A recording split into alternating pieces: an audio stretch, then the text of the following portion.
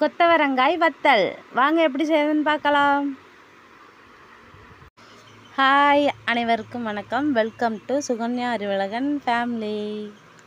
நாம் இப்போ என்ன பார்க்க போகிறோம்னா கொத்தவரங்காயில் எப்படி வத்தல் செய்கிறதுங்கிற பார்க்கலாம்.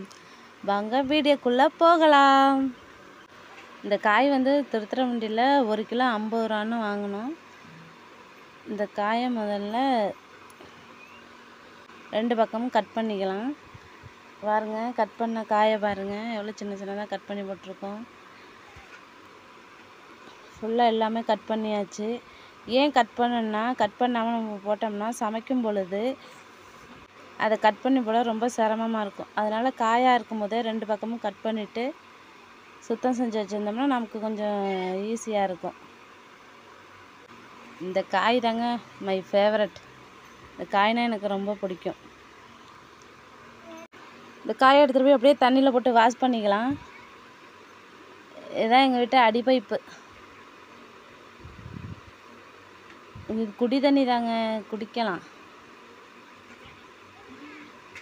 எங்கள் வீட்டுக்கு பக்கத்தில் எல்லார் வீட்லேயுமே அடிப்பைப்பு இருக்குது. தண்ணியில் கொட்டி நல்லா சுத்தம் செஞ்சுக்கணும்.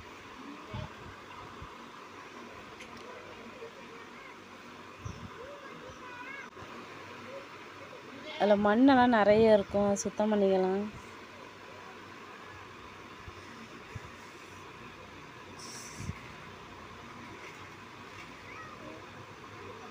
சுத்தம் செஞ்சுட்டு வேற ஒரு பாத்திரத்தில் மாற்றிக்கலாம்.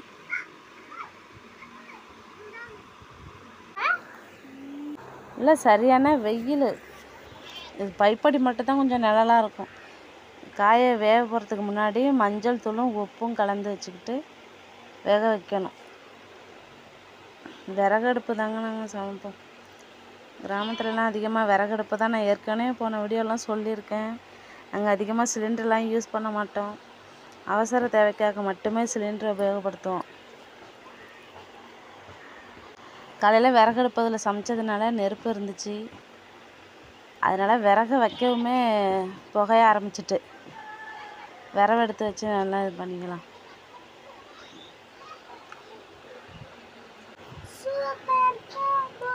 ஜோ புகைய ஆரம்பிச்சிட்டுங்க. புகஞ்சு தான் எரியும்.